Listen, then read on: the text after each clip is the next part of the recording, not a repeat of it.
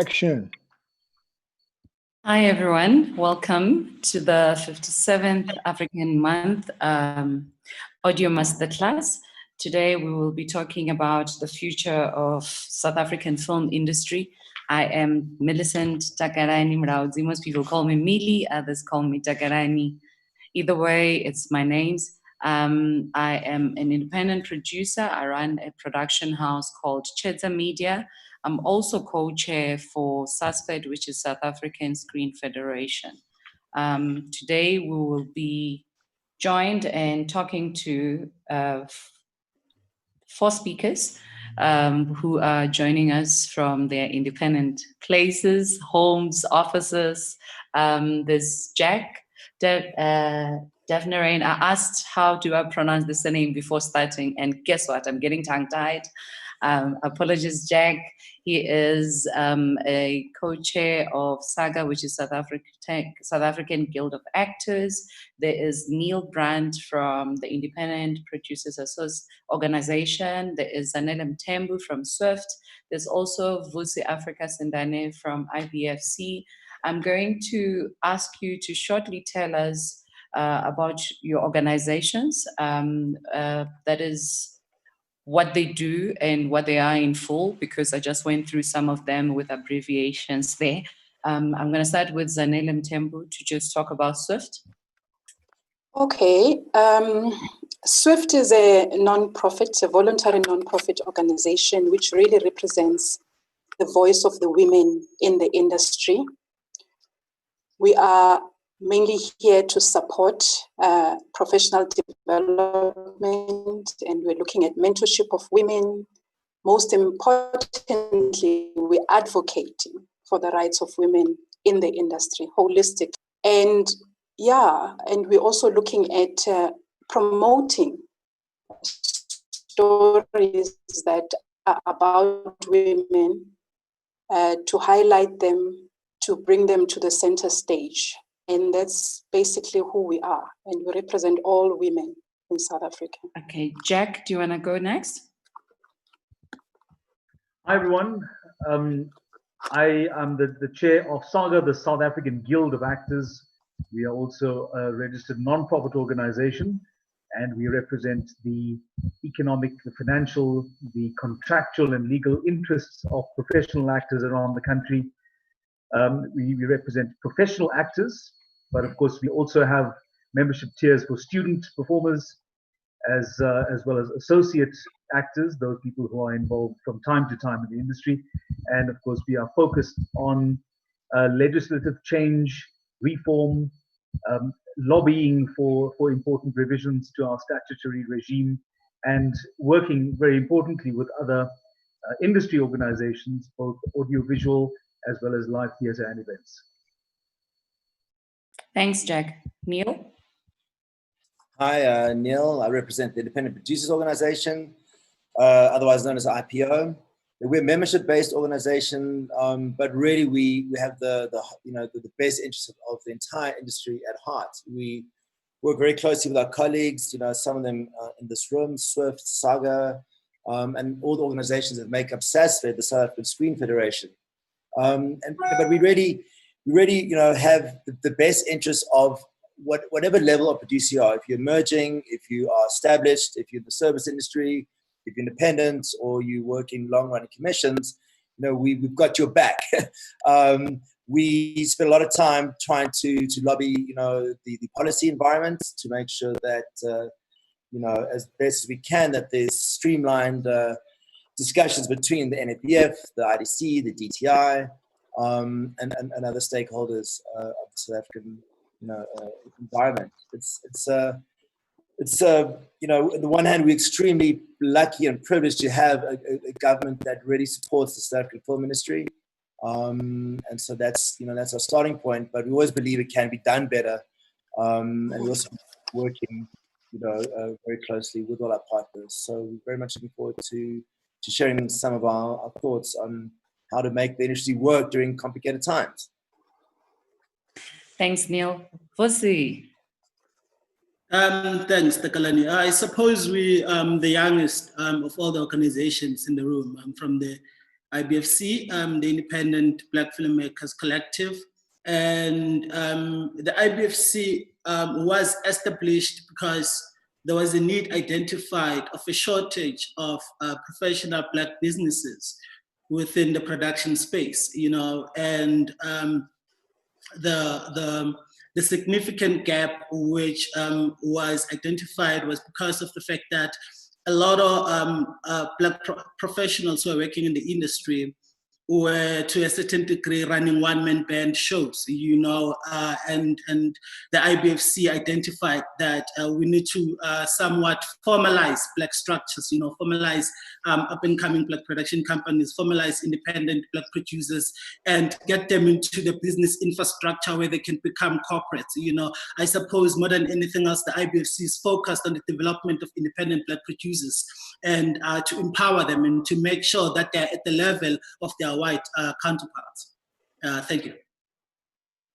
Thanks everyone for the beautiful introductions. Before we go any further, I just need to mention that this webinar session has been made possible by the Department of Sports, Arts and Culture, collaborating with Gauteng Film Commission. And I will keep on mentioning hashtags as we go for those that will be joining in, because there's different platforms that people can tune in on Facebook, on YouTube and other spaces.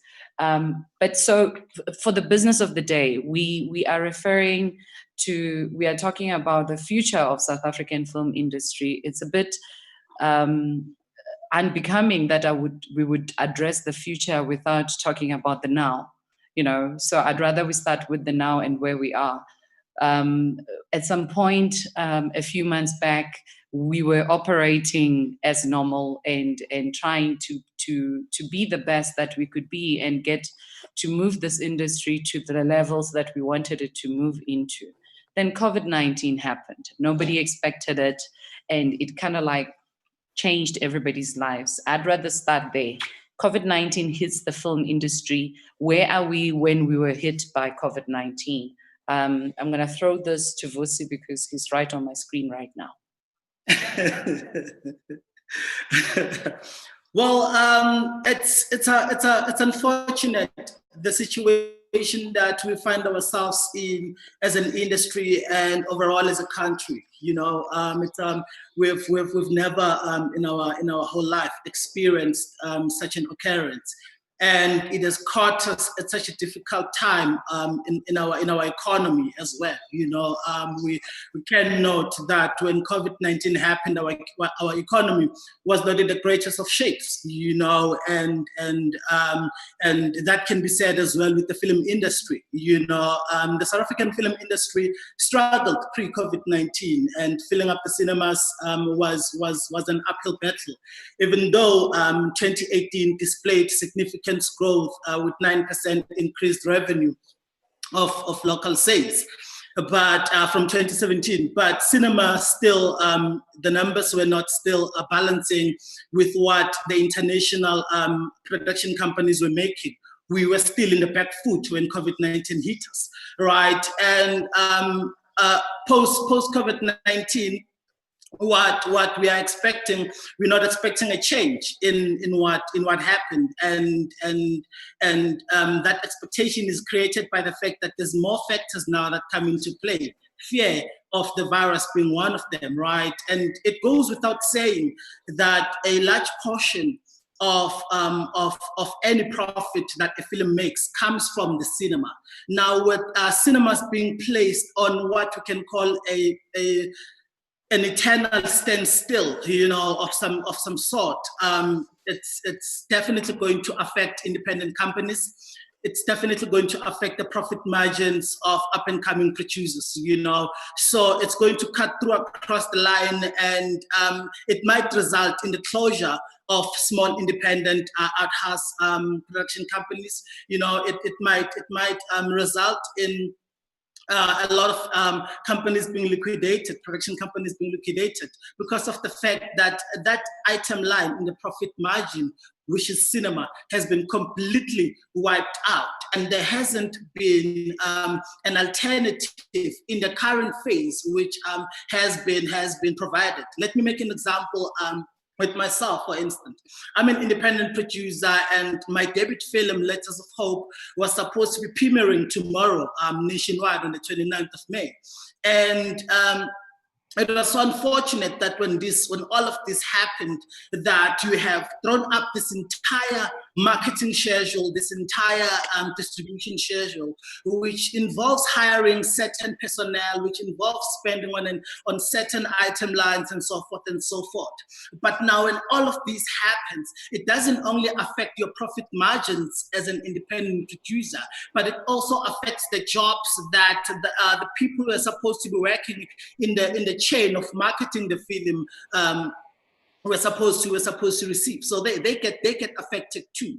You know, we more than anything else, we find ourselves in a position whereby we are not uncertain. We are uncertain about the future of independent filmmaking, and because the South African film industry is largely funded by government agencies, right?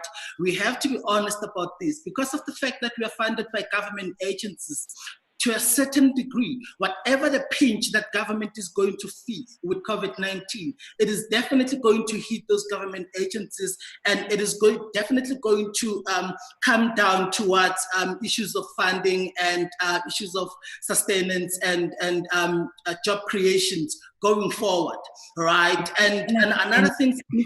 Lucy, I'm just gonna come in because I want you to hold your thought. You've moved very swiftly from where we were when COVID-19 hit, and I like where you're taking the conversation in terms of what the ripple effect of what COVID-19 has done becomes. In terms of where we are right now and where we think we will be headed with all these changes that were abruptly cast upon the entire world. I just want you to hold that thought so that I give everybody else a chance to talk about where we were in terms of their organizations, in terms of the film industry, because I want to establish a proper ground area for where we really were first before we move into the problem areas and maybe some of the positives that have come with what COVID-19 has brought.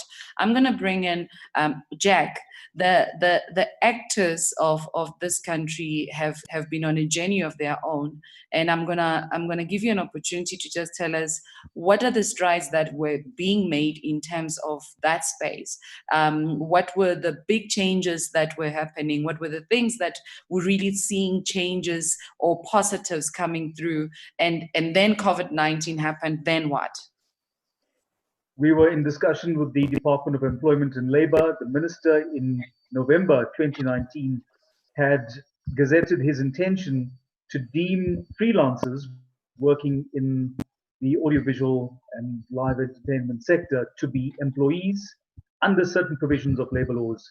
Discussions had already taken place and submissions were made before the deadline around mid-February. And towards the end of February, there were two important discussions and engagements at NEDLAC that involved our partners in labor and in the Department of Employment and Labor.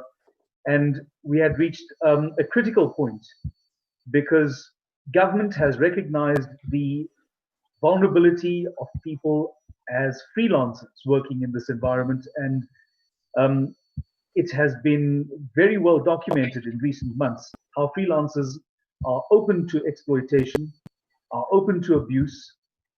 We continuously see some broadcasters and some producers who are using an unfair leverage in their negotiations and in their contractual relationships with the performers. So it was absolutely important that we had approached the department in order to start unpacking this. How do we find some kind of protection for freelancers, given that while we may not have statutory protection in place, we certainly can rely on our Bill of Rights and the Constitution itself. Come to COVID-19, and suddenly all those discussions are now being suspended, and we start to witness an avalanche of sorts, where the strides we had made are now being undermined. The tenuous fabric of the relationships we had built are now starting to unravel. The Minister of Employment and Labor made it very clear that freelancers had better not come to ask us for protection under the UIF and please don't ask us for COVID-19 income relief.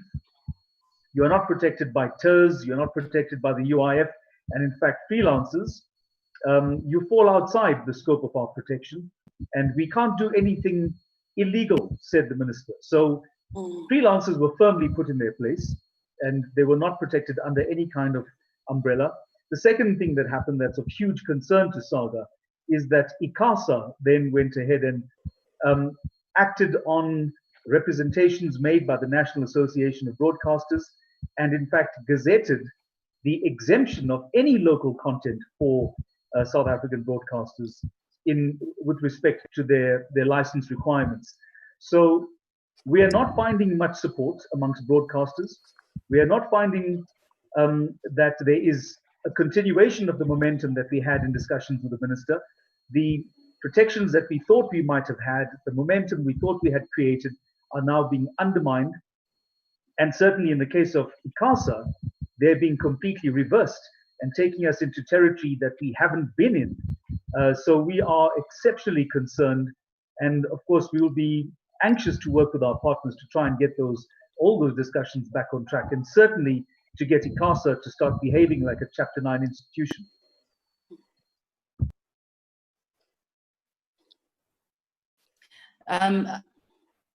Can you hear me? You can. Okay. Yeah. Sorry, I just wanted to follow up on that conversation, but throw it forward to Neil. Thanks, Jack, for the input on the progress that was being made in different spaces. Neil, you represent all forms of producers. It could be emerging producers, independent producers, all sorts of producers. With what Jack has just mentioned, would you say most people have been saying it's never going to be the same ever again, but there's a lot of work that had been done that needs to continue. So in retrospect, we cannot say it's never going to be the same again if there is work that had been done that needs to continue as it was. So the leeway and the legwork that had been done in the acting space, in trying to get the freelancers recognized, in trying to get everybody registered as employees who would then be entitled to pension fund, UIF, and all these things. How does the industry find a way to pick up where COVID-19 had thrown off so much progress? What is being done to ensure that the momentum starts again and regains? That's a big question. I mean, just, to hear Vusi and Jack speak, I mean, right now there's a lot of filmmakers that are going through some kind of existential trauma.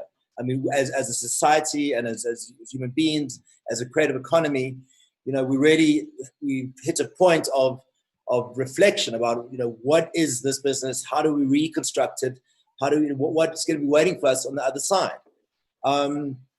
Vusi was saying that the South African economy wasn't that great just before COVID hit, and in many respects he's 100% right.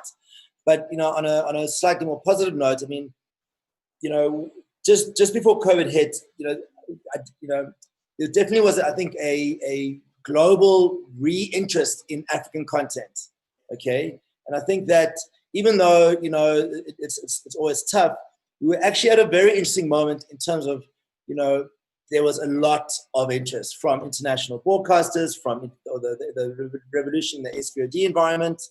And of course, blockbusters like Black Panther kind of made, a lot of international executives say, there's stories that, that Africa's not the dark continent. There've always been stories here, but it's all of a sudden, the playing fields were open. And, I would even go as far to say that despite the complexities and the difficulties, we were entering quite an exciting time where the craft of storytelling in South Africa was getting better and better.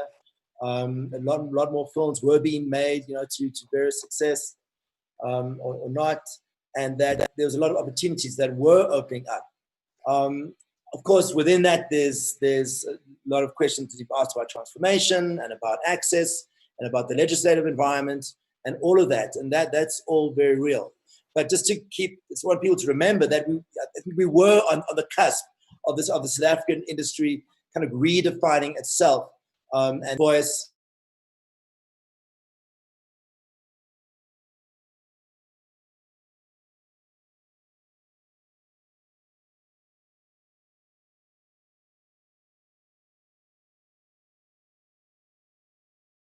We also had a theatrical lined up out of the question, productions lined up out of the question. So we've been hit with this moment where, what now? Okay. And I would like to think that it's a moment of reflection and a moment of consolidation amongst ourselves, first as storytellers and creators, around what kind of stories we want to tell, who do we represent, how do we represent, how do we take, the African voice to the world, okay? That's always the starting point.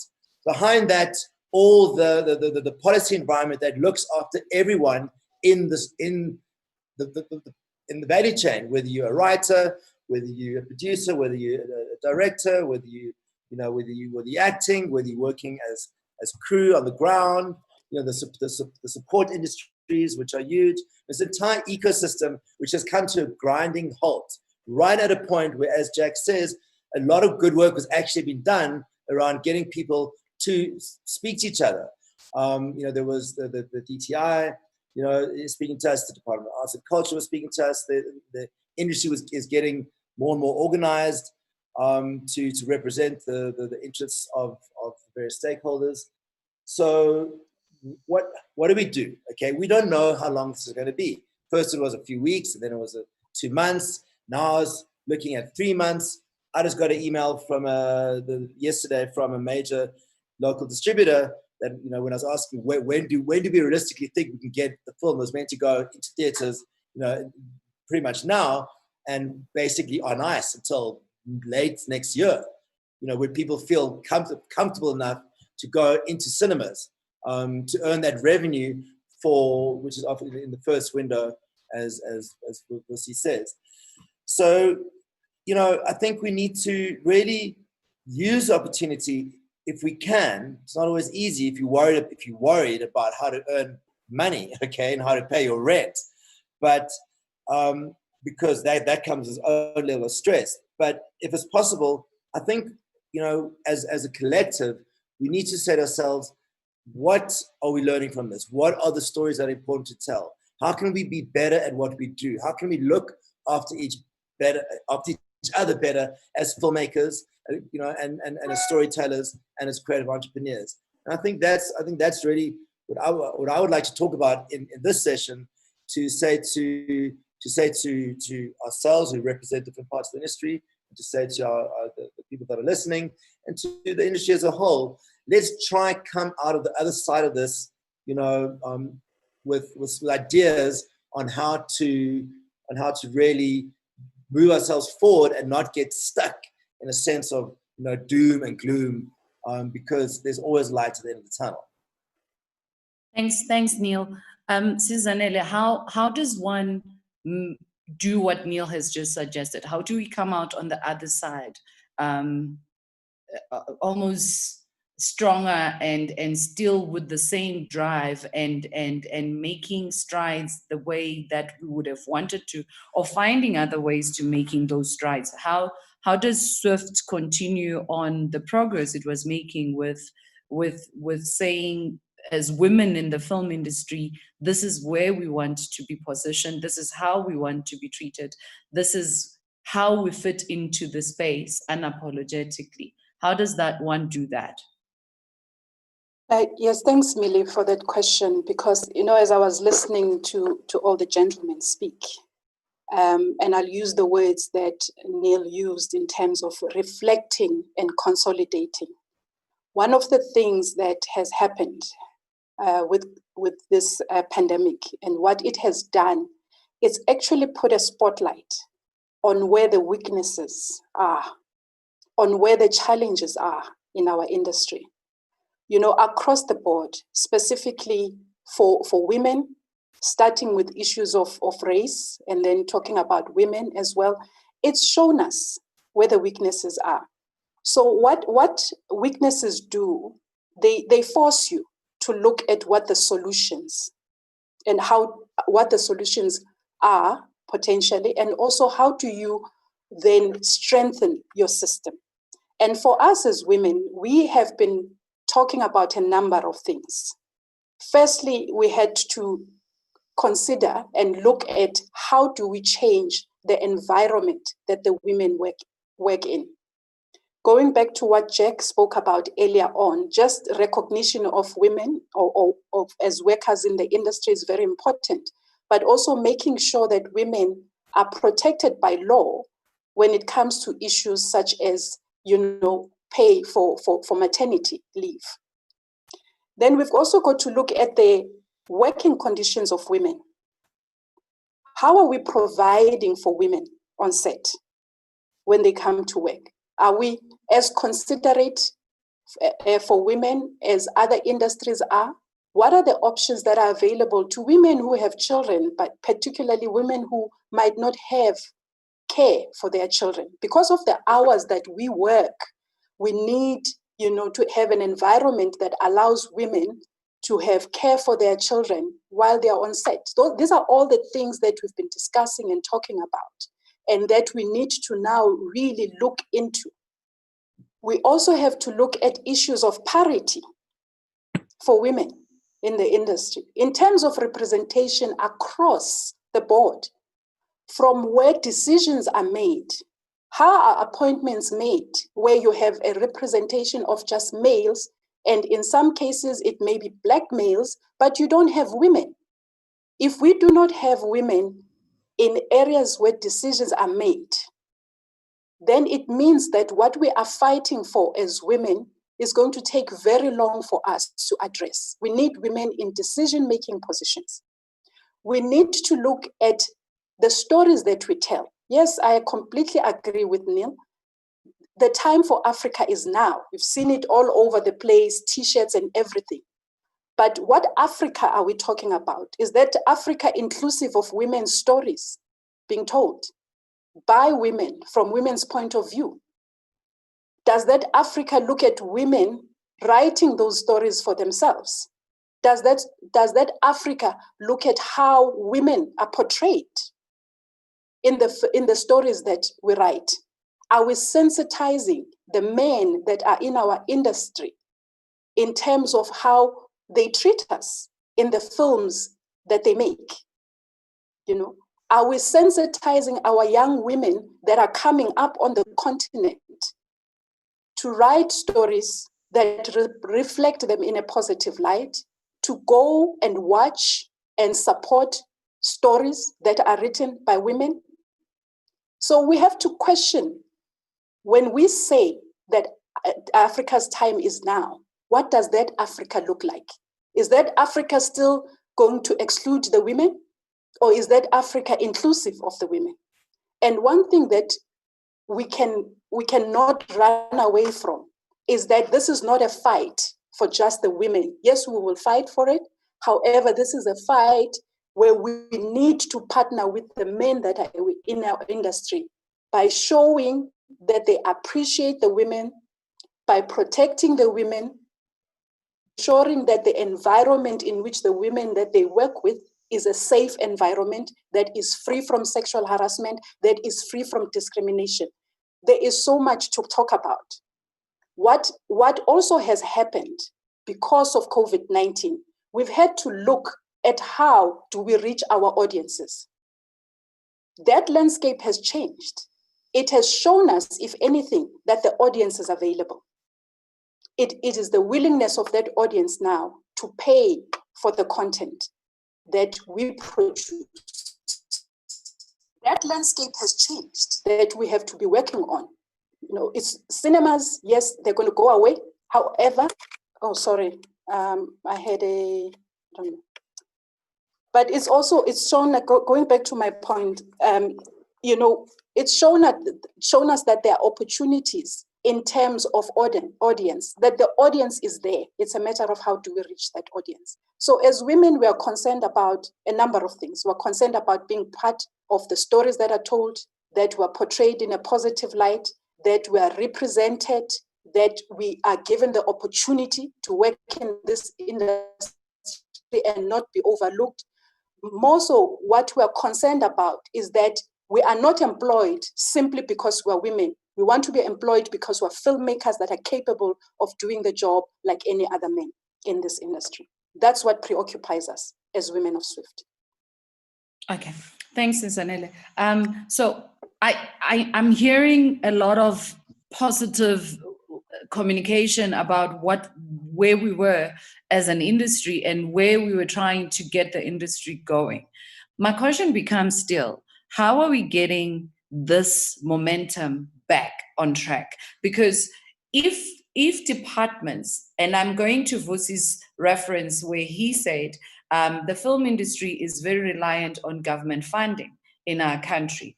And based on that scenario of us being funded by government to make our own films, government is now swamped and quite busy making sure that relief funds are working. Anything that is communication from government has been mostly COVID-19 related. Everybody is running around trying to find a fund either in SMMEs or in UIF or in DISAC or whatever fund that is popping up. There's been that craze. But by level 3, reality has to be faced and people have to start working, right? And by level 3, some kind of normality has to start stepping back, which means that people have to now start engaging and picking up on the conversations that were happening. Is that possible? Do we feel that it is something that is achievable? Are those stakeholders that were supposed to be communicated with or that were involved in the plenary available to make communication happen? Who do you talk to? And this is something maybe that Susanella can be thinking about when I throw this question to Vusi, to say, while we're saying the landscape is changing for women and this is how we want women to be viewed or to be taken seriously in the industry, how do we make sure that it happens? Because we can all be taught and nothing really happens in terms of, do we actively go and say to Writers Guild, for instance, we are concerned about the scripts that are being produced and how they portray women. Is Swift doing that kind of direct approach? Is Swift going to broadcasters and saying, we have a problem with how we are being cast, how we are being scripted, how we are not being used in certain roles behind the scenes? How is this action part of the talk happening? That's what I'm trying to get people to start thinking about. So firstly, you were already in the, what COVID has done and what the ripple effect that has happened. And my question to you is, what about the other distribution platforms that are opening? Netflix seems to have opened very, very widely for Africa, and I'm not talking just Nigeria, which is what we saw in the beginning. Netflix is opening itself up to South Africa, commissioning from scratch, as well as licensing a lot of the already produced work. Are those not distribution platforms that one would say, oh, well, with all that has happened, there's now an opportunity for producers to look in different directions and adjust, because that's what producers should do. What is one doing to save the day at this point in time, Vusi? Okay, I think certainly from what you're saying, there's two important things that for me stand out, right? The fact that we find ourselves in level 3, and to a certain degree, we have to find a way to go back to work, and number 2 is that how do we then map out a new direction after this entire phase, right? I think with the current situation that is happening, it is to a certain degree placed a very huge spotlight on SVOD platforms, but they're not new. They're not a new phenomenon. I mean, they've been around for 3, 4, 5 years, if not more than that, and the profit margins of film has never been set on only one vehicle mode distribution. It has always been at looking at a multi-dimensional routes of distribution. And with the current presence of Netflix, right? I mean, there's two things that we need to take into consideration, and which is the difference between the licensing and the commissioning deals, right? I mean, the licensing deal will not be as lucrative as a commissioning deal, where it is rather a Netflix original, right? So in a licensing situation, you'd want to find yourself having been able to recoup some of the money that was spent in the production budget, because certainly if you spent 11 million producing your film and you're selling it to Netflix, they're not going to buy it for 11 million. That's just the reality of the situation that we have to deal with. So that loss is there, whether Netflix is there or not. The fact that cinema has been completely scrapped out of the equation, and for me, to a certain degree, for us to go back to a sense of normality, there has to be sacrifices that we are willing to make, and those sacrifices must come from budgets, must come from fee cuts, because the reality is that there's not enough money in the country at the state, and people have to go back to production in level 3. So what is the future holding for us in level 3? For me, I see a new model of micro budget films thriving, not necessarily TV films that are per se directed to the television audience, but necessarily more slighter, unique films in texture that are lower budget to produce, that are directed to more international audiences and SVOD platforms. For me, that is the reality of the situation that we find ourselves in. We have to become comfortable in having to cut down, production expenses, and keeping in mind the fact that COVID-19 brings in its own regulations that have to be accounted for in the budget. So there has to be a lot of sacrifices that have to come in place, going forward. And it is an undeniable fact that industry organizations are in discussions to find a way, to reach those agreements. Thanks, Vusi. Susanelle, I see you nodding there. I had just thrown that question in for you to ponder on. How are we picking up the baton from where COVID threw us off the tracks?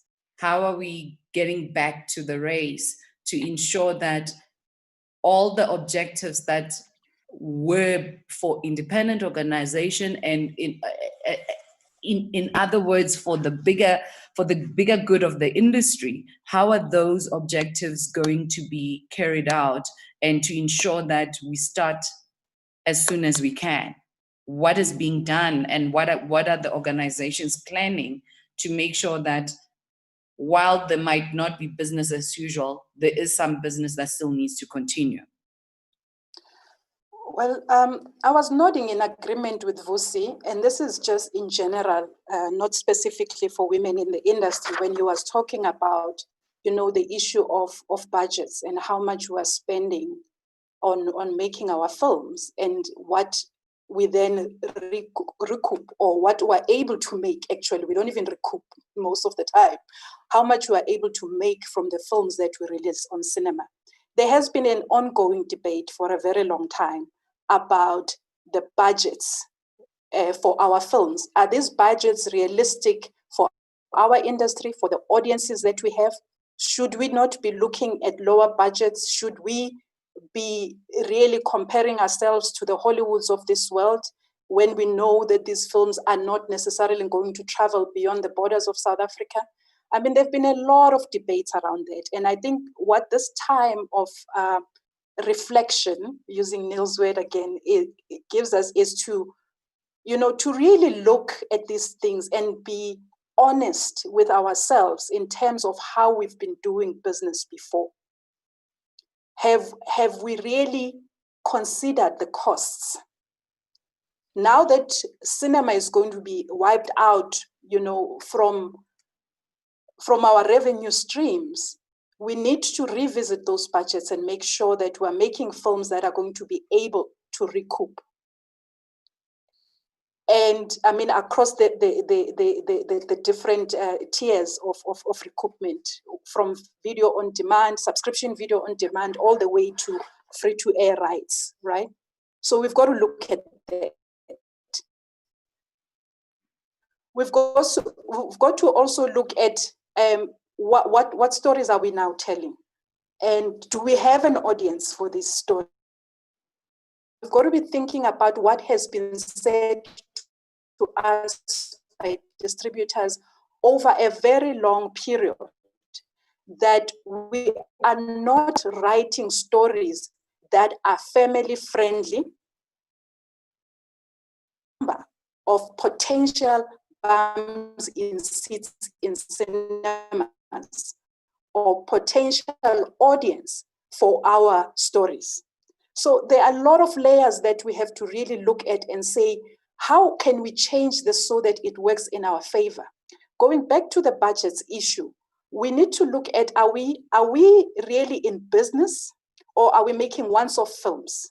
We're talking about enterprise development, amongst other things. And if we're talking about enterprise developments, then we've got to be thinking beyond just making one film at a time. We've got to be thinking about making a number of projects at a time, so that we can realize economies of scale as we produce projects and make savings, and for people to be able to be employed for longer periods. So this is really a time of reflecting on how we're doing business. Filmmaking is a business. That's another thing that we need to be reflecting on. So if we are going to be around post-COVID-19, post the time when people are free to go into cinemas, we must have had the chance to go back and look at how we are doing business. One of the other things, let me come back specifically now to women in the industry. And I'm glad that I'm amongst men who hear our plight as women, and I know that they support, because we all belong to the same federation, is that we really need our men to work with us, South African men to work with us, from the producers in terms of how they cast us in the films, in terms of the key roles behind the scenes, from directing to head writing, to directing of photography, all these key roles where we have been excluded. We need opportunities to be created for women, because they're just as capable. These are things that we need to be reflecting on now as filmmakers in this industry. And that is that women are in the majority in this country in general, and they're also in the majority in the film industry. So we are going to be around for a long time to come. So we need to be taken seriously. We need to be given the same opportunities as others are given in the industry. And this goes to race, this goes to age, this goes to women with disability, all kinds of women. So these are things that we are looking at and we are planning to continue with. And this time doesn't mean that we're sitting back. We are working on, a number of areas, even research in terms of women in the industry. So just to close off, Millie, for women, particularly in this industry, it is very important that we collaborate as women. We cannot not work together. We can't have this situation of having one woman here trying to do something on her own and another one there. We need to collaborate, because at the end of the day, we all stand to benefit.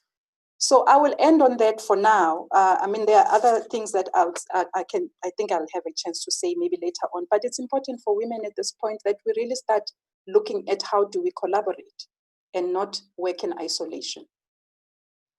Collaboration. COVID-19 has opened our eyes to a lot of loopholes, more than the ones that we already were aware of.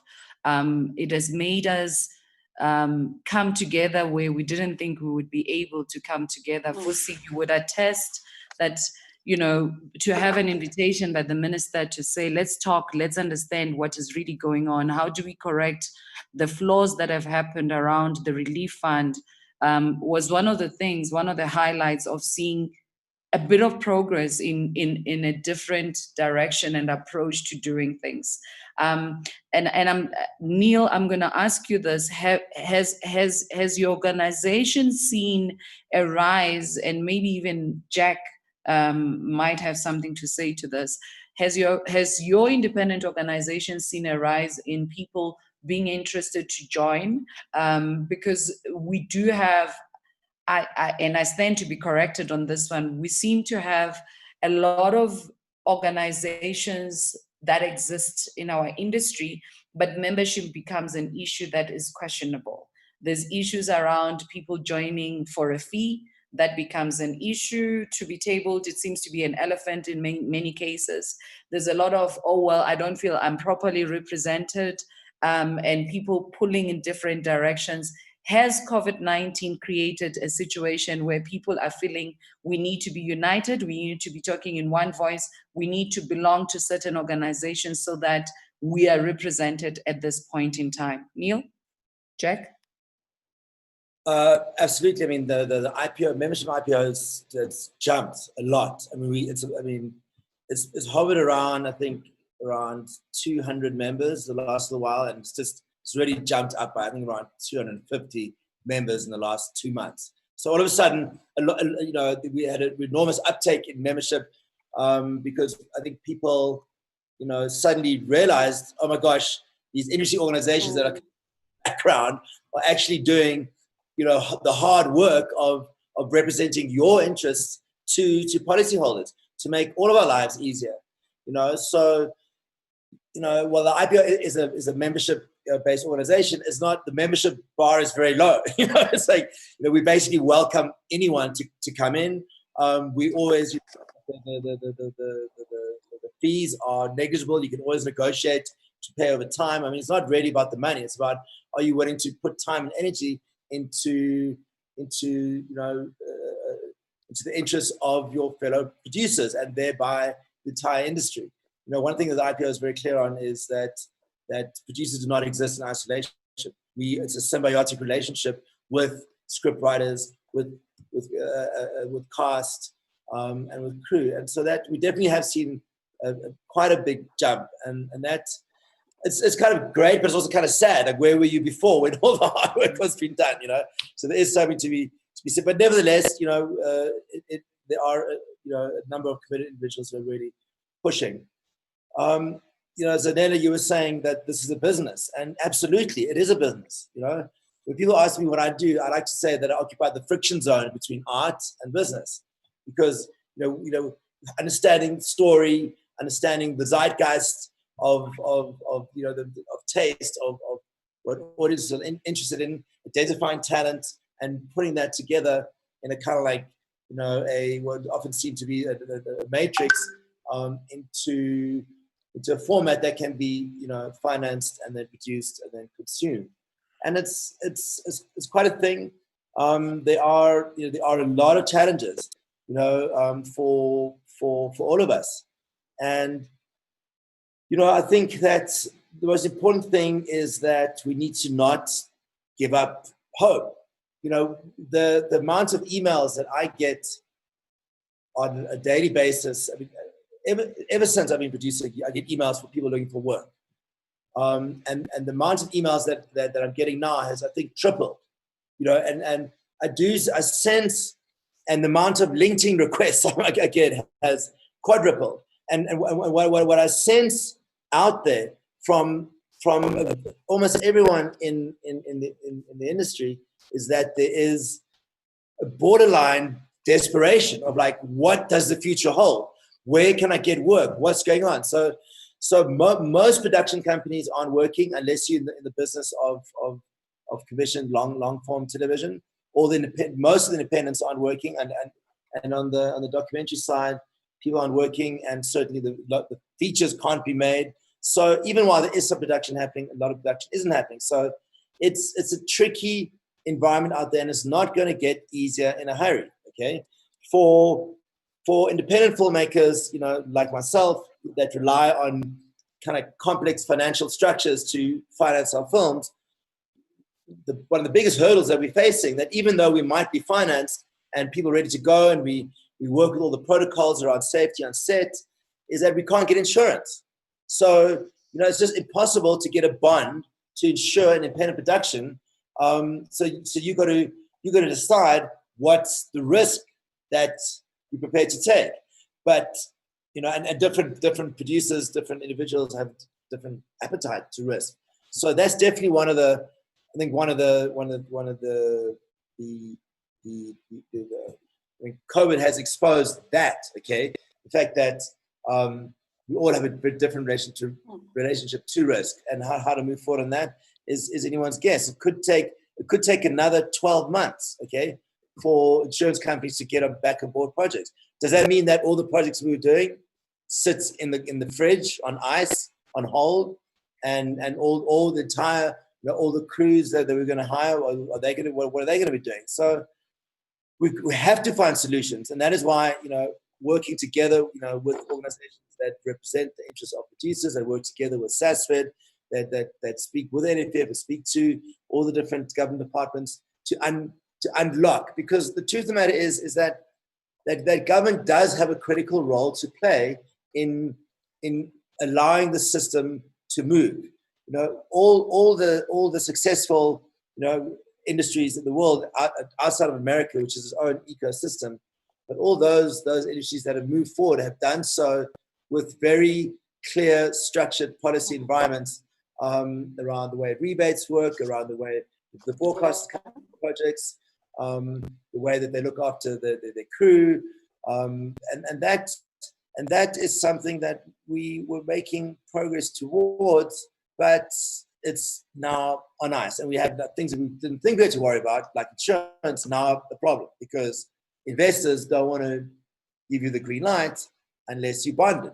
So, and that's just one of the problems we have to face. So back to what Vusi was saying, you know, we almost have to force ourselves to reimagine the kind of productions. Like, what are the budget levels sustainable to meet the kind of production values that can tell, you know, that will be acceptable to local audiences, and hopefully also international audiences.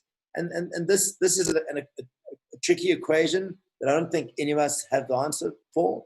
And it's a constant, I think, almost an experimentation until you find the sweet spot. And I think the South African industry was just on the verge of beginning to understand, you know, what kind of production budgets would, you know, equal what kind of production values, and, you know, combined with stories that were, you know, accessible, consumable by local audiences, and maybe also accessible to certain international audiences.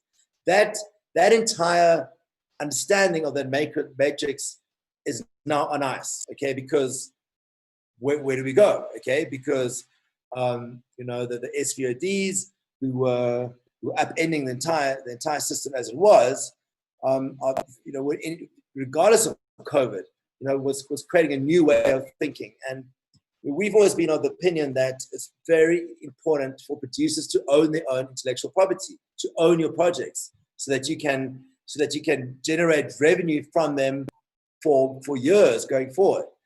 And that has always been a founding principle, I think, of the IPO. Obviously, you know, when you threw the SVODs into that was a commissioning environment, okay, where they own it. But sure, you're getting commissioned at much better rates than you might have gotten from a local broadcaster, and that's fine. So what you lose in the swings, you gain on the roundabouts. But then again, not everyone can work for Netflix. You've got 2 or 3 or 4 shows be done for Netflix, and that's great for those companies, and well done to them. But there's hundreds of companies in South Africa, all slotting into different, you know, tiers of the production environment. And I think, you know, that's something we have to think about. It's not Netflix or bust. There's a lot of different models out there, and we need to understand where you need to understand where you fit into it. And I think you need to be able to work, you know, with your colleagues in the industry, people sitting in this room who represent your interests, all the way up to the president's office, to find a way to really streamline the system in a way that unlocks financing and projects for all producers from all walks of life. And that's what we would like to see. And yeah, I mean, I think forums like this are critical because I certainly don't have the answers on what it's going to look like on the other side of COVID. I think it would be a real tragedy if the lockdown goes on for so long and the barriers to entry become so high that production companies start going bankrupt. That whether you're a one-man show or a five-man show, or some of the big outfits employing 50 to 100 people, or service company. I mean, I think all companies right now are at some kind of risk. And I think what we need to do between ourselves is say what can we do to work together to make sure that we've got something waiting for us on the other side of lockdown. Thanks, Neil. I'm just gonna go back to Jack on reflection and their reflective moment that would have happened probably for Saga, to say, there's a lot of progress that you were referring to that was happening on the Saga side of things, but at the same time, I'm gonna tap into what has had to happen with the pandemic hitting us. Can you touch on your contribution as Saga on especially the PPE side of things, actors going back to work, how, the protocol to be followed, how you had ensured that they are phased back into getting back to work but still remain protected under the new circumstances? What has Saga done there? In answering your question, I'll also pick up on some of the themes that the other panelists have referred to, talking about organizational input and risk to productions going forward. Saga is a member of the International Federation of Actors, so we are affiliated to actor unions and guilds around the world, and that gives us a privileged position to draw in information, research, proposals, and we are able to access this from around the world in order to try and find ways to implement safety protocols in South Africa within our own context. That's been an impressive and a largely successful exercise, although it's still early days. I think productions are showing tremendous responsibility and initiative in bringing in safety protocols, listening to the different subsectors within our community. So we have spoken to directors and directors of photography and people who specialize in lighting, hair and makeup. We have listened to other actor forums, and we have been able to put together a code, a protocol that can be implemented within our sector. And largely, I think there is a wonderful effort amongst all parties to say, yes, we approve of this, we like this, we'd like to contribute to this, and in fact, based on the code that we have now, we want to improve on it. So it is very much a living document in terms of the safety protocols that we have adopted.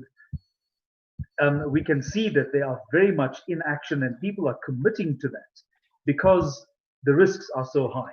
If we get it wrong, our sector will be closing again, and we'll be back in effect to level 5. Nobody in our sector wants that, so we are all pulling together to try and make sure that the protocols that we all proposed are being adopted, they are being implemented. And this now goes back to the value of organizations. Saga is a member of SASFED through the South African Screen Federation. We are able to share our knowledge and our research. Organizations, remember, must have a two-way kind of communication. We are communicating with our members are communicating with us.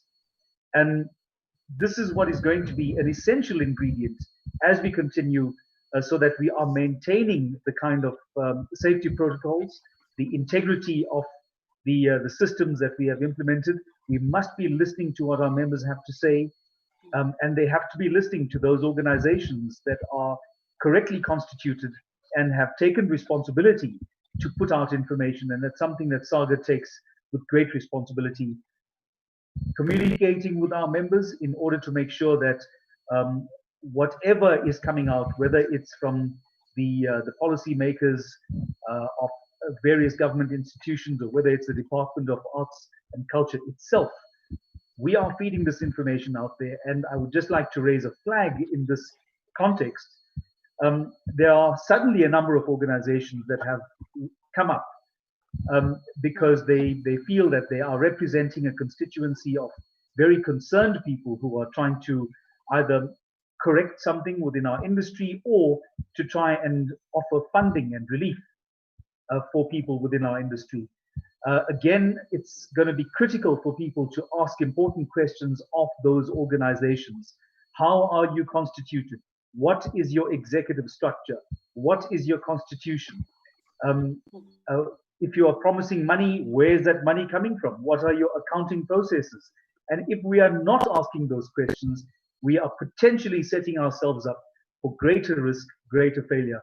There is another element of risk, something that Vusi mentioned as well. We are going to have to look at how our productions going to be impacted in terms of their budgetary requirements as they go into the swing, pre-production, into production, and principal photography, post-production. The analogy here is, as we tighten our belts, as we are feeling the financial effects of COVID-19, would you, in your home, choose to feed your children on separate days, alternatively, consecutively? Or would you like to feed your children all on the same day? We have that concern. As Saga, we are asking questions about if the sector needs to tighten its belts. Let us be very careful who is going to be cut out of the loop. Are we taking risks? Are we cutting people out of the regulatory framework? Are we putting certain people at risk while protecting other interests? The discussion has got to be, as we tighten our belts, make sure that people are equally protected. And if anybody has to carry the risk is being borne equally as well. So that's going to be an important disclaimer, part of the discussion going forward as well. Absolutely. Sorry, I was on mute. Can I respond to Jack? Yeah, go ahead. Go ahead, Neil. I mean, Jack, you're absolutely right. I mean, I think that it's amazing how, during a time of crisis, people's true colors come out, and the one hand, it can be an amazing galvanizing moment to bring people together. But I think you also get a lot of charlatans who suddenly, use it as they see a window of opportunity to access money streams through their proximity to political power. Okay. And that is something that as citizens of South Africa, we need to be very, very careful about. Okay. Now, I think that there are a number of funds out there that are trying to do good work. And right now the jury's out around whether the money will reach the people that it really needs to reach. And those are the ones that are on the ground who are living hand to mouth. And I certainly believe that, or for what I can see in the space out there, there's a lot of jostling between organizations to get access to this 500 billion rand fund that is apparently out there. And I think that it's great on the one hand that our government is, I think on some levels they're doing an excellent job. They're being proactive. They're doing better than the Brits and the Americans and certainly the Brazilians, but I think as citizens, we need to be on hyper alert, okay, on how to make sure that during this time of crisis, that organizations that are representing member interests to policymakers are legitimate, are transparent, are transformed, are ethical, and are able to really work in the best interests of everybody, without fear or favor. And I think that it's also about perception. The Department of Arts and Culture, the 150 million rand fund that's out there right now. I mean, it was quite interesting. We did a little bit of maths, and it turns out that of that 150 million rand, around 6% of it has so far reached the creative community. Okay, so and that's a small percentage of what is essentially also a small fund in the big scheme of things. So somewhere along the line, I think it's important for organizations such as SASVET to make sure that there is some sense of transparency on how that's happening, and that these funds have been managed with clear protocols in place, and that you're not getting money because you tweet the minister. I think you need to really be clear guidelines on how these things are managed. Okay, and that goes back to the story of the other fund that's out there, which is the UIF fund. I mean, I think it's absolutely, UIF fund is available to employees, but the freelance community falls outside of the terms of reference for the UIF fund, and and that's a tragedy for the armies of freelancers that the film industry depends on, to roll productions over.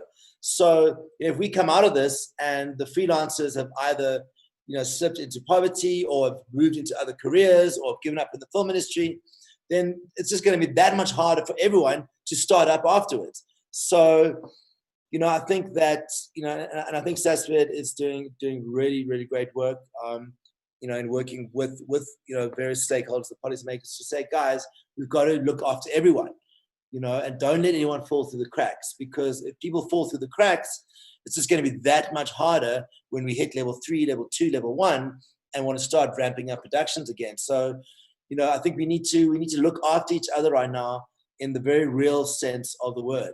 And if there are people who are just jostling for power, jostling for access, and that needs to be, I think, we need to fight against that as representatives of industry across the board.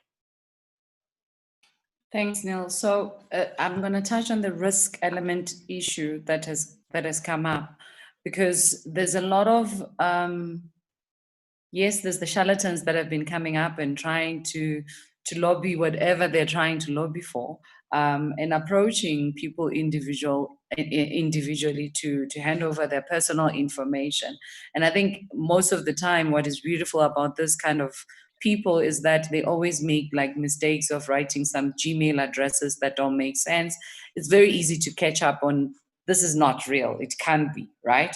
But let's go to the budgetary part of this. COVID has come in with new costs that we never had in our budgets. The whole issue of PPE, if you're going to sanitize offices, if you're going to make people wear masks and probably have to provide those masks of a certain nature, if you're going to have cleaning that is so regular all the time, if you're going to have wash basins and certain things that come with the costs, those productions that had been running without those budgets included. I know that SABC, the minute COVID hit, they immediately sent out an email which communicated that going forward, they were going to include a clause that would make sure that any pandemic or anything of the nature like COVID that comes in the future will not be covered. Simply communicating that they were not covering COVID-19 right now. So producers are going back into productions and working under the protocol and the safety measures that are put in place, with minus the budget to ensure that this happens. Is the IPO doing something around this? Saga, what is the communication between IBFC, IPO, somebody to someone to say, how do we find the budgets for PPE? Because we are living in times when we need to have protection. Okay, let me just come in there, Takalani. I think the conversation had started. Organizations have been engaging each other continuously, since the pandemic started. And I think one of the most critical elements of those collaborations were the regulations that saw producers who were commissioned to actually go back into production. I'm talking about soapies that are shooting for broadcast, telenovelas, and so forth. So their going back to production was made possible by organizations coming together and setting the regulations that will govern their shoots going forward. It's just that it's unfortunate that the budget or the contingency of PPE has not actually been brought into light as an actual additional cost, right? And our argument as the IBFC to various government institutions is that going forward, the status quo has to change. Right, and given the fact that there's so much additions that are being made into the budget, going forward, the status quo has to change. South Africa, in a normal situation in a year, we produce about 23 films, right? And out of these 23 films that we produce, the NFVF roughly funds about 10 of them for production, and the number of them in different phases of production. I'm speaking about actual feature films, right? So going forward, we have to look at increasing the numbers of production. I think this links back to what Zanele was saying about looking at a package that can sort of grow the industry as an enterprise. I think going forward, the number of productions has to change. There has to be a lot of private investment. We need to look at the private sector coming into play. In South Africa, our funding structure is hugely 80% dependent on the government, and it's a struggle normally for producers to raise that 20%, right? And I think this is where the private sector can actually come in and be able to fill in those missing gaps, because the government won't be able to carry the load on its own. As things stand at the current moment, we are putting together proposals that are looking at the taxing system of the film and television industry, right? The UIF taxes us, the government taxes us, but the government does not want to recognize us, right, as employees, right? And so there's just so many things that have to change post-COVID-19. But for us as the IBFC, we believe that the private sector is going to be critical going forward. At some stage, we have, as organizations, have to find a way to consolidate a conversation with private sector, and there has to be a private fund. There has to be a private fund which will purely be focused on actually helping the industry to recover from what COVID-19 has done, because government is actually setting up a public fund, but the industry needs its own fund. We need a film and television industry fund which is going to ensure that we not only recoup the jobs that we lost, we actually are able to account and to a certain degree change the situation around, in terms of the number of films that we are producing a year. Jack raised a very sensitive issue that we're speaking of sacrifices. Who are these sacrifices affecting? Are these sacrifices affecting actors, given the fact that actors are already exploited as things stand? We really have to have those conversations hard, and I think the coming of the private sector will, to a certain degree, or the forming of a private fund will, to a certain degree, formulate a solidified position whereby the South African industry can actually transcend into the next level.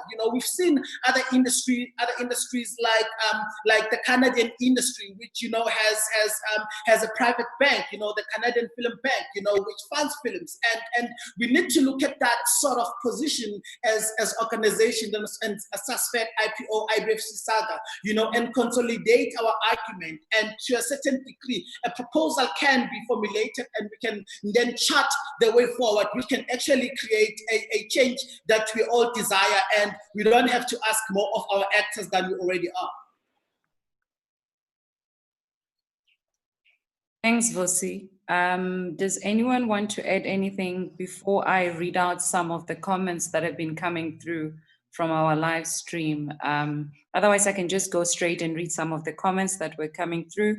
Tabiso Camilo said, perhaps it's time for the various guilds to unionize to meet the level of representation that the international filmmaking community has, like the Guilds of America. And I just wanted, when Neil was referring to SASFED, I thought maybe I should just explain a bit on what SASFED is. Do you want to do that, Sizanele?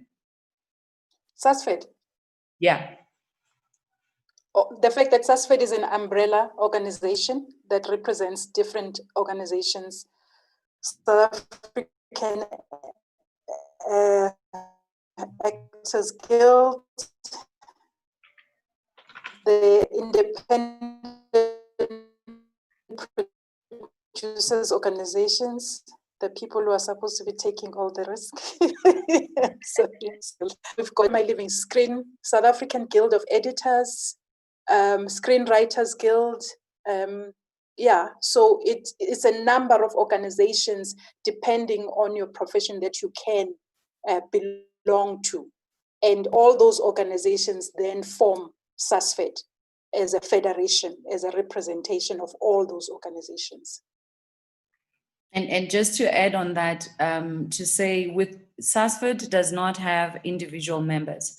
SASFED is like Susanele just said, a federation that has got member organizations that then form the constituency to make it a federation, because all of them have got members that are signed up. So SWIFT has got its own members, Writers Guild has got its own members, South African Guild of Actors, South African Guild of Editors, Independent Producers Organization, Documentary Filmmakers Association, Animation SA. But all these organizations then have got council members that meet and they table all the issues that are affecting the industry. There are disagreements often, but the idea is to say, if we don't sit across each other, if we don't collaborate, if we work in isolation, we remain divided in our industry. I just wanted to clarify that. We have, in different instances, worked and formed alliances. I think during COVID, we have worked with IBFC in communicating with DISAC around the relief fund and trying to find other ways to bring in other people like the freelancers organizations. So there's a lot of work that is being done there. I'm going to read another post. Sorry, may I just come in quickly on the issue of unionization, only because it was raised by the person who contributed their comments. Go ahead. It's a myth that we need to address. This is a myth that needs to be debunked. Freelancers within this industry, freelancers within the South African working world as a whole, may not create or participate in any union because we are not protected under the Labor Relations Act. Under the Labor Law, yeah. This has been going on for years. Unfortunately, it is being perpetuated by people who are trying to create some kind of union structure. It has been tried before. It has failed before. It will continue to fail as long as we are not putting out the correct message. The correct message is we as freelancers are not protected under the Labor Relations Act. We are not allowed to unionize. We are not allowed to participate in a union. We are not allowed the right to engage in collective bargaining. We are not protected under the Basic Conditions of Employment Act. We are not protected under the Employment Equity Act. We are not protected under the Compensation for Occupational Injuries and Diseases Act. We need to be very clear, because if we are not clear on this, we will go to government and start fighting the wrong fights. And even worse, we will go in and demand. Unfortunately, this has already happened previously with my colleagues from Generations. They went and ran to a labor lawyer and said, guys, we need to take this to the labor court. We need to take this to the CCMA. Unfortunately, they didn't realize that they are not employees. They didn't realize that they're not protected under labor laws. Maybe they had forgotten that they had signed what's called the SABC Standard Freelance Artists Agreement. That means you are a freelance artist, not an employee, and you are not protected, and you're not awarded the right to unionize. It is something we have absolutely got to address, and if we don't get this right, government will laugh at us. Can I respond to Jack? Neil, Yeah, please come in. okay. Zanele, you come in after Neil, yeah? Okay. That's absolutely right. What that's essentially talking about is power relationships, okay, across the industry, between producers and freelancers, between producers and broadcasters, and and I think that the ecosystem is one in which people are getting squeezed. There's absolutely unscrupulous producers out there that take advantage, and as far as IPO is concerned, we really try, set a standard of behavior. It doesn't always work, and we don't have any, I guess, we don't have a big stick. We can only work on goodwill at this point, which is why it's one of the reasons why the IPO is so clear about continuing to sit within SASFED as an organization, because even if we disagree, this is the best format we have right now to work with each other, okay, to make things better for all of us, because it's in the producer's interest for cast to be happy, for crew to be happy, for writers to be happy, for editors to be happy, because the best films, the best content is made by symbiotic, teams all feel part of something fantastic. That is how great cinema is made, okay? And that goes all the way down to how you treat the most lowly paid person on a set, from the driver to the security guard, all the way up from there, okay? So, and I just want to bring it back to the discussion, the question that wasn't answered about how COVID and PPE costs are affecting budgets. And it leads into the discussion that Jack's having around power structures. The truth of the matter is that to implement protocols has an impact on your schedule. There's an impact on a whole range of costs, okay, that fall onto the producers, okay. The actors rightly say, we can't be the ones absorbing those costs, okay. So because some producers are trying to say, well, you should work longer hours and on weekends, for the same amount of money. That's also not legitimate.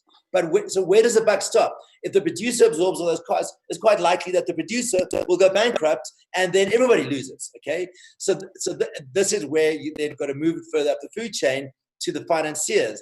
And obviously, different genres of productions have different power relationships. But in the commissioned broadcast environment, it's really important for the broadcasters to take some kind of responsibility for the impact of COVID. And the good news is that SASFED and all its member organizations, including the IPO, have entered into very rigorous communications with the National Association of Broadcasters as a collective, but also has opened up individual discussions with SBC, Mnet, Viacom, and ETV to various degrees of success. Inevitably, the broadcasters come back and say, this is an individual contract between me and the producer. It's our business. Get out of it, okay? And you never really know what's going to happen. So collective action is critical to make sure that nobody loses, that producers don't go bankrupt, that actors aren't expected to work longer hours than they already do, and that editors aren't burning the midnight candle every night until their eyes pop ahead. So so when we go back to this moment of reflection, I think what is exciting is that that there is a sense of industry getting organized, and there is a sense of a collective good. Obviously, there's friction on the edges sometimes, but I would really like to believe that one of the good things that comes out of this lockdown period is that industry has become more organized, has the weaknesses and the friction zones, have been spotlighted heavily by COVID. And it is my duty as an individual, as a producer, as a filmmaker, as a citizen, and it's our duty as people who love this industry and love telling stories, love telling, our stories and taking them to the world, to work together to hold, power to account, to make the stakeholders understand what's at stake, and to do that in a collaborative way that everybody wins. Because if we don't do that and everyone retreats into their own little corner, then it's just going to take much longer to get out of this. Millie, I just want to add to that as well. You know, I find it absolutely ridiculous that the SABC, for instance, does not want to carry the costs of production when they actually own this content. What are they saying to the industry? What are they saying to everybody else? We don't care about your well-being as long as we have the project. That's basically what they're saying to the industry. They are saying you don't matter that much. As long as you deliver us the project, the very same project, by the way, that they refuse to share the copyright of with the producers, they are going to continue to benefit from in perpetuity, right? Without the producers or anyone else for that matter that is on the production benefiting from it. It is ridiculous. It is anyway, my English is escaping me right now. It's problematic. That's why we need to keep pushing at these things. We need to keep lobbying them. We need to keep negotiating with them, because the producers cannot be expected. And it's not just the producers. All of us are affected that are involved in those productions. We cannot carry the risk by ourselves. They have to share the risk with us, because at the end of the day, this is their project which they stand to benefit from in perpetuity as things stand now in this country. So that's just one point that I wanted to make about the SABC, that we really need to go back and continue to negotiate with them, to lobby with them, and to show them that what they are doing is exploitation, basically, of the workers in this industry that we've been talking about and complaining about for a very long time. The other point that I wanted to kind of add on is Jack's point in terms of people thinking that they can go and form unions without knowing that they cannot, because they are not recognized as workers or employees in this industry. People are ignorant, and this is where we encourage people to, these are the type of issues that we're dealing with. This is the type of information that we need to know. You know, what are these organizations doing for us? The organizations are working on our behalf to change the industry for our own good. So that level of ignorance can be taken away if people join organizations that will represent their rights, that will inform them, that will sit at the bargaining forum. People don't even know that there are bargaining forums happening. They don't know that there's a reference group at the Department of Sports, Arts and Culture. People are represented all over the place because we want to make sure that the workers in this industry are protected under the laws of this country, starting with the labor. So it's obvious that our industry, and I think this is known to many, has been ruled by divide. You know, we for years, the laws that were created were meant to keep us so distant from each other, from communicating, from collaborating, and this then remains empowering those that remain in power. The powers of money, the powers of capital, then dictate easily and can tell us how to be if we are divided. But things are changing. And I'm going to go back to Jack and what he just flagged to be a very important thing to say. People are always, they live with this misconception that they are employees and that they are protected, when actually, if you're not, according to the Labor Relations Act, if you are not deemed an employee, you remain out in the dark. It doesn't matter who knows you, who recognizes you in the streets. It doesn't matter if at any point you've got a job that's going to give you a huge amount of money, you remain unrecognized. And so, Jack, work was being done. And I feel like we need to go back to that conversation of how does that momentum come back as quickly as possible? Because clearly, one of the announcements that came out to say we will not be rewarding or awarding people illegally, referring to freelancers by a minister, may cost a lot of problems for everyone to say, we contribute to the GDP of this country. We are in the top 3 for crying out loud. And yet you are going to say it is illegal to consider any of the freelancers for UIF or for any relief fund. That is a problem that I think, when are we getting these conversations restarted? When are we going to get that momentum back in action? Because yes, COVID has happened. Yes, things have had to change, but people remain unrecognizable, and that is a problem.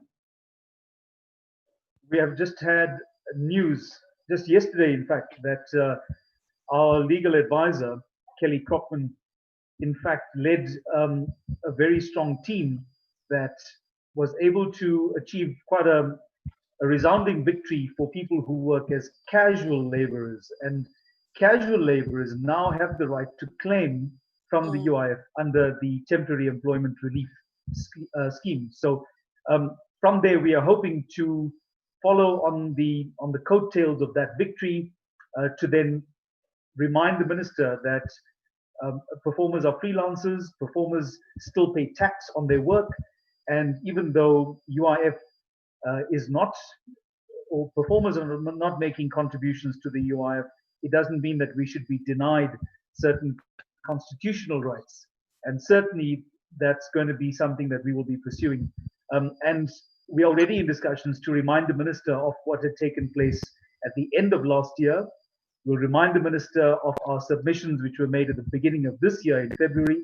What we are trying to do is to try and appeal to those organizations that came to NEDLAC and deliberately opposed the efforts by the minister to try and unite the industry, to try and create solidarity, and to try, very importantly, to try and offer some salvation, some comfort to those people who are considered to be the most vulnerable within our industry. And it's absolutely important to mention that again. The Department of Employment and Labor explained their motivation in why are we trying to offer protection under labor law to freelancers in the sector. And they expressed it beautifully. And in very eloquent terms and simple terms, they said, it is our duty, it is our mandate as government to make sure that it's those people who are working in your industry who are the most vulnerable, who are the most likely to be exploited unfairly, the most likely to be abused. Those are the people we must try to protect. So it reminded us then as SAGA of our responsibility. It reminded everybody in the room of their responsibility. If we are not taking care of each other, then we force government to step in. And government at that point has a mandate. And it's exercising its mandate right now by having those engagements. And the organizations like commercial producers, those modeling agents, those agents who represent crew, all those people who had objected to the minister's efforts were then left wondering, well, what is our counter proposal then if we are not prepared to allow the expansion of the scope of labor law to assist those vulnerable people? So again, we are reminding ourselves of if we are not taking care, and I think Neil mentioned this earlier, if we are not protecting the value chain, if we are not protecting those people who are employed in the most humble of roles in a production environment, then we should be ashamed of ourselves. We should be ashamed. We should beg government then to step in and manage and control this entire sector. If we can't do it ourselves, and if we can't support an argument for self-regulation, then we are asking for it to be run from government itself. I'm not sure if we would all agree on government taking over and running us. We need to get it in order. It shouldn't. It cannot get to that stage. We can't allow that to happen. That is the point. Yeah, exactly. Vusi, what's the way forward? What are the plans that IPFC has in taking the industry forward in dealing with COVID and making sure that we come out on the other side stronger? I think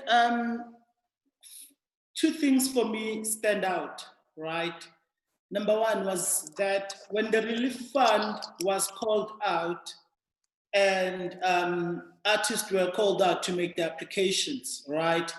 Many of the artists did not meet the criteria, right? And the minister said that after having gone through the process, after having evaluated the process, right, he was able to facilitate a speedily process for the athletes, the sportsmen, the golfers, everyone who's in sports. But he was unable to do the same for the artists, right? We need to confess and agree that we are disorganized. That's the first step. The first step is that South African artists need to be honest with themselves. We are very disorganized. If we are failing to have the appropriate paperwork, which is your tax clearance, which is your 3-month bank statement, your normal tax clearance, business, CK running documents in order. If you don't have those things in order, where is the problem? Right? Is the problem with the system, or is the problem with us and the system? Right? Because if the problem is with the system, and then we need to fix the system. But if the problem is with us and the system, then we have a serious problem, because we still have to deal with the people. And then after having dealt with the people, then deal with the system. For me, that's number one. We need to organize ourselves. Number two, independent filmmakers, a lot of independent artists are not organized into organizations, right? I understand that we are not unionized, and we cannot be because of the laws of the country, right? But by being in organizations, we are able to organize ourselves in a very cognitive way. And we are able to organize the flow of information in a very cognitive way. And we are also able to share resources, right? The IBFC exists purely as a business-to-business organizations. That means that our interests are in the development of Black businesses and their infrastructures of businesses, right? That is compliance to DTI, compliance to SARS, compliance to all the other organizations that govern the industry, right? And how they put together business plan and all of that. So by us organizing ourselves, we are beginning to get into a pattern of managing the industry as a business. That is the most critical thing that we have to take away from this discussion. And I think to just add on that going forward, right? For me, going forward, the most critical thing that we have to do as the industry, we have to put our foot down. There has to come a point when we put our foot down. I mean, if we as industry, we are able to galvanize ourselves in one voice, right, and be able to move as one unit, and be able to then implement and suggest all the policies that we want with one voice, without one organization pulling that side, without factionalism happening in place, but with us working together with the same interest. The IBFC is very interested in collaborations, right? I mean, a suspect is aware. There's been various engagements and discussions, and Jack, I think you can also attest to this, that we've also engaged, and to a certain degree we've also agreed that there has to be a way that we can collaborate and come to an understanding and change this industry for the better. So for me, let's organize ourselves from the artist, and let's get ourselves into structures so that information can flow cohesively, because organizations are working. Organizations are working on the policies. Organizations are working on the change, but the artists don't know what the organizations are doing. You'll hear people saying, oh, IBFC is not doing anything, IPO is not doing anything, SUSFED is not doing anything. But because they're not getting themselves involved in the flow of information. Once you get yourself involved in the flow of information, you will understand that there's a lot of work being done, and we cannot do it alone. We need the industry to support us. Thanks, Vusi. Jack, way forward. I'm trying to summarize. We are running out of time.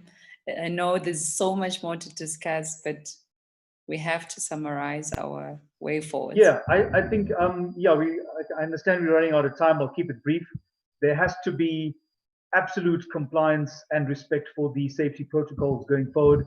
We must be able to engage in two-way communication. Performers, producers, all along the value chain, we need to be talking to each other in order to make it work. And together, we have got to be lobbying broadcasters in order to get them to carry and share the load in protecting the interests. If they are going to derive the benefits of exploiting the material that they commission, then they absolutely need to count themselves in if they want to make sure that there is safety. The last thing we want is for the virus to take on, to start being spread without control through our sector. It will shut everything down. That's the last thing we want. So we've got to be talking to ICASA as well. They cannot absolve themselves from their regulatory authority, from the impact that they have on the industry as a whole. And we've got to be making sure that the organizations that are carrying these messages are properly constituted. They actually have real members with a constitution that keeps things in place. And from there, I'm hoping that we can find unity and solidarity in our efforts going forward. Thanks, Jack. Zanele? Neil? Yes, there's so much. I won't add to what Jack has already said. Women in the industry to join SWIFT, because we need to organize. We need to make sure that our voice is heard, that our interests are represented from across all spheres of government, with the broadcasters, even in the industry itself. We definitely need to be organized. So I cannot stress that enough. We cannot be out there on our own in the cold. Those working in film and television, because transformation is big for us as women. This industry needs to change. This industry needs to recognize our status as women, that we are filmmakers ourselves, we are producers ourselves, is what we're doing. And that translates to pay parity as well. And we're going to start with government, where these budgets are approved for funding these different productions, where we continue to get less than what our male counterparts are getting. So we're going to lobby government with regards to pay parity. We will lobby producers in terms of pay parity, because if I'm a DOP as a woman, there's no difference between myself and a male DOP. So parity is very, very important for SWIFT.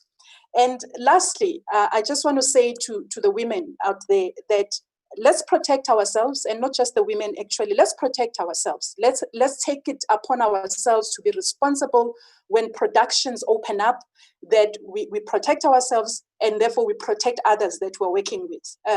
We are all responsible for how this industry is able to move forward and continue to produce work, because we need productions to start again. We need to be able to get paid. So each and every one of us who are back on productions have a responsibility to protect ourselves, to ensure that we comply with all the safety and health guidelines that are out there.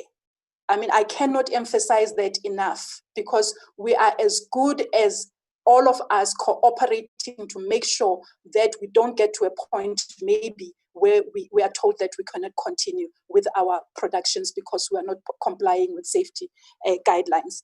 That's how I will end up, close this off on our side. Yeah, that's what we're looking for as women. Thank you. Neil?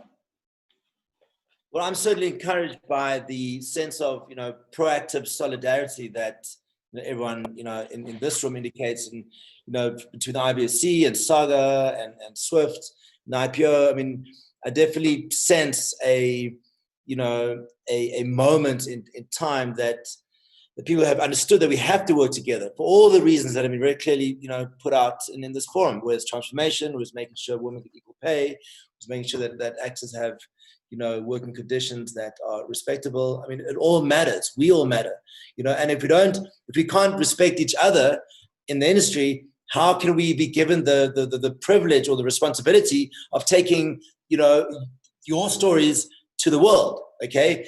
It's like, storytelling is it's a profound responsibility. It's also a privilege. And if you don't allow, if the energy that you have on set, okay, the energy that you put into the writing process, the energy is the way that you construct your salary scales with your staff and your freelance crew. This energy all bleeds back into the screen, okay, and to the kind of stories that we will take out to the world. So, I think that is something, to keep in mind. We are living in a very difficult, complicated, once in a generation defining moment. And I would like to see that, really, my hope is that we come out of this better people, better filmmakers, better storytellers, that we understand that we're all in this game together, and we shouldn't allow anyone to divide and rule us, and that we need to speak as a united voice, and make sure that we are heard amongst those that have the power to put policy tools into our industry that impact us. And if we can do that, and we can support the organizations that are doing that, for you already, I think we might just have a silver lining in a very big cloud, I guess that's all we've got to say. It's kind of, let's work together, because we are going to be really, really in trouble. Thank you so much. I'm not going to summarize everything that was discussed, because we have done that, and I'm hoping that people were able to tune in. I'm looking at some of the comments that were coming through as we were talking. People were engaging with this, but there's a funny one that I just felt I needed to read. It's actually not funny, it's quite serious, but Mandla Dube wrote, "We need to buy the SABC2 from government as producers." He says he's certain we can make it profitable as a 50-50 partnership with government. Something to ponder on and think about as we go forward. Some of the inputs around the future of this industry. Why not? Why would we not consider buying the actual broadcaster that seems to be either failing us or struggling in certain ways? If communication is not the only thing that can get us to win with them, maybe we should consider what some of these suggestions are being put across. Thanks so much, Neil Brand of IPO, Zanele Mthembu from Swift, Jack Devrain from Saga, and Vusi Africa Sibande from IBFC. It's been real.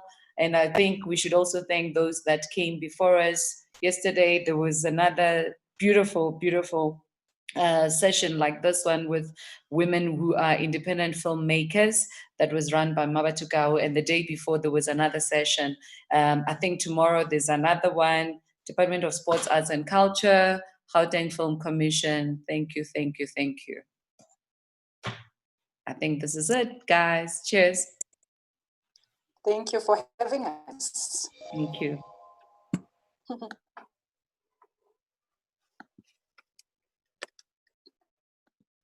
Oops.